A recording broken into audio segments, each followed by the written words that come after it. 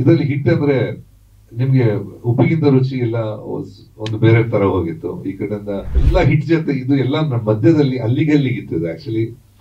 ಆ ಉಳಿದ songs level ಹೋಗಿಲ್ಲ ಕಾಣುತ್ತೆ. ಈಗ ನಾನು ಇತ್ತೀಚೆಗೆ ನಾನು ಆಟೋದಲ್ಲಿ ಸಿಕ್ಕಾಪಟ್ಟೆ ಸಾಂಗ್ ಕೇಳಿದೆ. ಇದು ಕೇಳಿ ತುಂಬಾ ಟೈಮ್ ಆಯ್ತು. ಆಮೇಲೆ ಅದು ಅಷ್ಟು ಕ್ರೇಜ್ ಬರೋ ಕಾರಣ ನನ್ಗೆ ಗೊತ್ತಿಲ್ಲ. ಅದೇನೋ ನಾನು ಹೇಳ್ದಲ್ಲ, ಅದು ಯಾವ್ದಕ್ಕ ಒಂದೊಂದು ಸಾಂಗ್ ಟೈಮ್ ಅಂತ ಅನ್ಸುತ್ತೆ, ಗೊತ್ತಿಲ್ಲ. ಯಾಕಂದ್ರೆ ಒಂದ್ ಟೈಮಲ್ಲಿ ಕರಿಮಣಿ ಅಂತ ಕಿತ್ತೋಗಿಯೋದಂದ್ರೆ ಅದನ್ನ ಆ ಸೀನ್ ಅಲ್ಲಿ ಎಷ್ಟು ಡ್ರಾಮಾ ಇರುತ್ತೆ ಅಂದ್ರೆ, ಈಗ ಏನಿಲ್ಲ, ಡ್ರೆಸ್ಸಿಗೆ ಸೂಟ್ ಆಗದಿದ್ದು ತೆಗೆದಾಕ್ತಾರೆ ಅವ್ರಿಗೆ. ಚೆನ್ನಾಗಿದೆ ಆಕ್ಚುಲಿ. ಅದು ಏನೋ ನನಗೂ ಅರ್ಥ ಆಗ್ತಾ ಇಲ್ಲ. ಯಾಕಂದ್ರೆ ಉಪೇಂದ್ರ ಹಿಟ್ ಆದಾಗ ಫಸ್ಟ್ ರಿಲೀಸ್ ಆದ ತಕ್ಷಣ ಫಸ್ಟ್ ಒಂದ್ ಪೇಪರ್ ಅಲ್ಲಿ ಬಂದಿತ್ತು ತೋಪೆದ್ದ ಉಪೇಂದ್ರ ಹಾಡುಗಳು ಅಂತ. ವಾಸು ಅವ್ರಿಗೆ ಕರೆಕ್ಟ್ ಆಗಿ ಗೊತ್ತಿದೆ ಯಾರು ಬರೆದಿದ್ದು ಗೊತ್ತಿದೆ. ಫಸ್ಟ್ ಡೇ ಫಸ್ಟ್ ಈವ್ನಿಂಗ್ ಆಗಿದ ತಕ್ಷಣ ಫಸ್ಟ್ ಬಂದಿದ್ದದೆ. ಇದಾದ್ಮೇಲೆ ಇದರಲ್ಲಿ ಹಿಟ್ ಅಂದ್ರೆ ನಿಮ್ಗೆ ಉಪ್ಪಿಗಿಂತ ರುಚಿ ಎಲ್ಲ ಒಂದು ಬೇರೆ ತರ ಹೋಗಿತ್ತು. ಈ ಕಡೆಯಿಂದ ನಂದು ಫಸ್ಟ್ ಸಾಂಗ್ 2080. ಸೊ ಅದು ಒಂಥರ ಇಟ್ ವಾಸ್ ಮ್ಯಾಸಿವ್ ಹಿಟ್. ಇಲ್ಲಿ ತೆಲುಗು ಎಲ್ಲ ಹಿಟ್.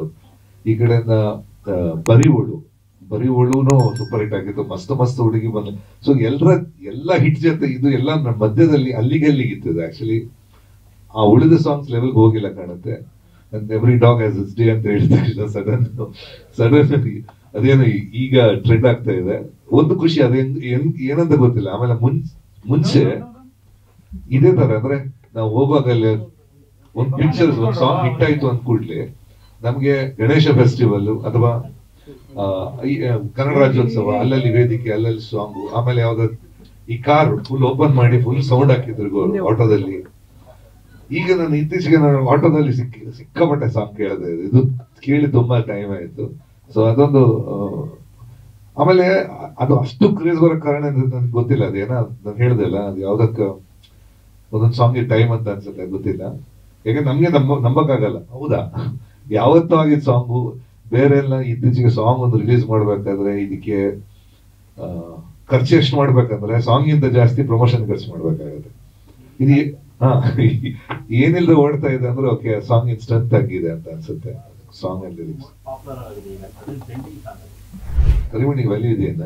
ಓಕೆ, ಯಾಕಂದ್ರೆ ಒಂದ್ ಟೈಮಲ್ಲಿ ಕರಿಮಣಿ ಅಂತ ಕಿತ್ತೋಗಿಯೋದಂದ್ರೆ ಅದನ್ನ ಆ ಸೀನ್ ಅಲ್ಲಿ ಎಷ್ಟು ಡ್ರಾಮಾ ಇರುತ್ತೆ ಅಂದ್ರೆ, ಈಗ ಏನಿಲ್ಲ, ಡ್ರೆಸ್ಸಿಗೆ ಸೂಟ್ ಆಗದಿದ್ದು ತೆಗೆದಾಕ್ತಾರೆ ಅವ್ರಿಗೆ. ಮತ್ತೆ ಸೊ ಆ ವ್ಯಾಲ್ಯೂ ಹಳೆ ಕರಿಮಣಿಗಿದ್ದಷ್ಟು ವ್ಯಾಲ್ಯೂ ಇವತ್ತಿದೆ ಅಂತ ಗೊತ್ತಿಲ್ಲ ನಂಗೆ ಗೊತ್ತಿಲ್ಲ.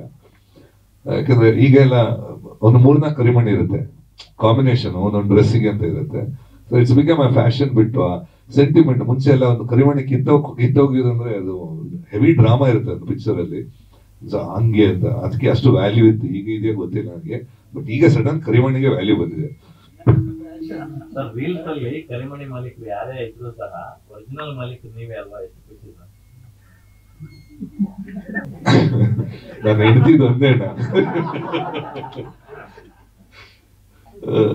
ಅಲ್ಲ. ಒಂದು ಎನಿಥಿಂಗ್ ನಮ್ ಕೆಲ್ಸಕ್ಕೆ ಯಾವ್ದೊಂದು ಕೆಲ್ಸಕ್ಕೆ ಒಂದು ಬೆಲೆ ಬಂದಾಗ ಅಥವಾ ಕೆಲ್ಸದ ಬಗ್ಗೆ ಯಾರಾದ್ರು ಮಾತಾಡುವಾಗ ಡೆಫಿನೆಟ್ ಆ ಒಂದು ಖುಷಿ ಇದೆ, ಆಗತ್ತೆ. ಐ ಥಿಂಕ್ ಸ್ವಲ್ಪ ನಾನು ಆಕ್ಚುಲಿ ಈಗ ರಿಲೀಸ್ ಯಾವುದಿಲ್ಲ 4 ವರ್ಷದ ಐ ಥಿಂಕ್ ಎಲ್ಲ ಪಿಕ್ಚರ್ ತಗೊಂಡಿದ್ದು ನಾನು ಕೊರೋನಾ ಮುಂಚೆ ತಗೊಂಡಿದ್ದು. ಇದು ಒಂದೇ ಕೊರೋನಾ ನಂತರ ಆಫ್ಟರ್ 3 years ಇದು ಒಂದೇ ತಗೊಂಡಿದ್ದೀನಿ. ಕೆಲವು ರಿಲೀಸ್ ಆಗ್ತಾ ಇದೆ. ಈಗ ಇನ್ನೊಂದು ಬುದ್ಧಿವಂತ 2 ಬರ್ಬೇಕು ರಿಲೀಸಿಗೆ.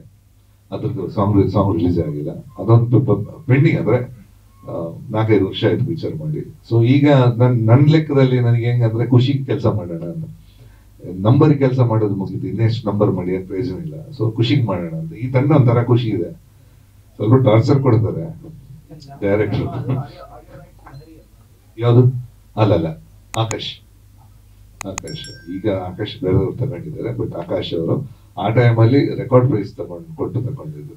ಇಲ್ಲ, ಇನ್ಸ್ಟಾದಲ್ಲಿ ನನಗೆ ಇಲ್ಲ ಕಾಣುತ್ತೆ. ಬಟ್ ನೀವು ಯೂಟ್ಯೂಬ್ ಅಥವಾ ಯಾವ್ದು ಸೋಷಿಯಲ್ ಮೀಡಿಯಾದಲ್ಲಿ ಇದ್ರೆ ಡೆಫಿನೆಟ್ ಅದರ ಶೇರ್ ಹೋಗ್ಬೇಕು. ಆಡಿಯೋ ಕಂಪನಿಗೆ ಹೋಗುತ್ತೆ, ಇವತ್ತಿಗೆ ಹೋಗುತ್ತೆ. ಎಲ್ಲ ಆಡಿಯೋ ಎಲ್ಲೆಲ್ಲಿ ಯೂಸ್ ಮಾಡಿದಾರ ಅದು ಮಟ್ಟ ಅವ್ರು ನಂಗೆ ಗೊತ್ತಿಲ್ಲ. ಯಾಕಂದ್ರೆ ಅವ್ರು ಕೇಸ್ ಹಾಕೊಂಡು ನನಗೆ ಅದ್ರ ಟೋಟಲ್ ಡೀಟೇಲ್ ಗೊತ್ತಿಲ್ಲ.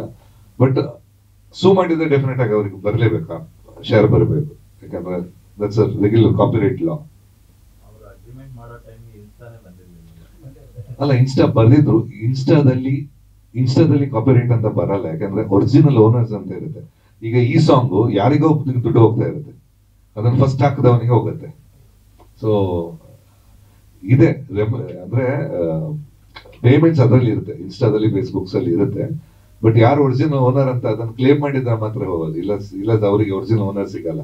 ಇದರಲ್ಲಿ I think Junker is taking care of it ಕಾಣುತ್ತೆ. So I think they know the law better.